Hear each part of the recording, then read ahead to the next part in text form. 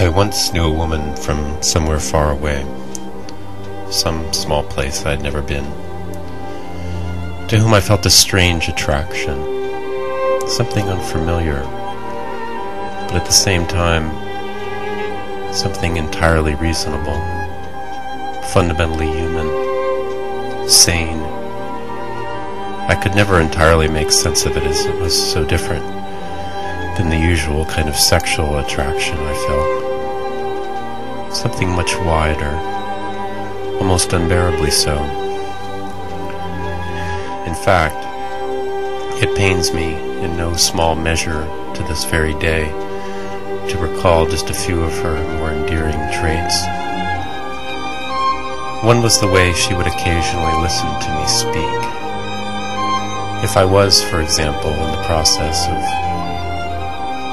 laying out an idea or making an observation, she would often simultaneously speak the final few words of my sentences along with me. Not leading, but what was it exactly? As if she could not bear to see me wandering so alone in the wilderness of words. Another was the particular configuration her lips would make.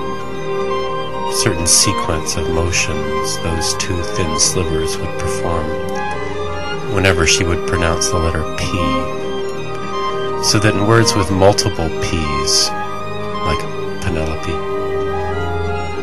the resultant effect in my chest was nearly unbearable. Yet I often found myself asking for a repetition of what had been said.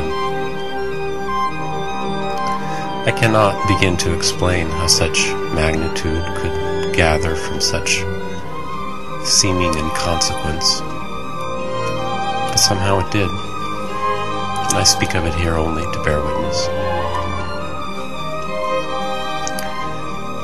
I do not know what became of her, only that we both grew old at the same rate and most likely died continents apart.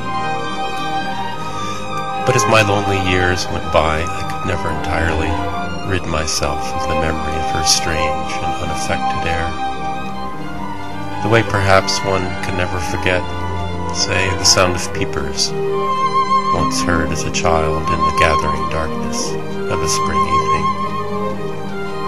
And so for now, across whatever distance that separates us, as I fade into the twin orbits of time and space, I implore this world, one last time, to speak to me only thus,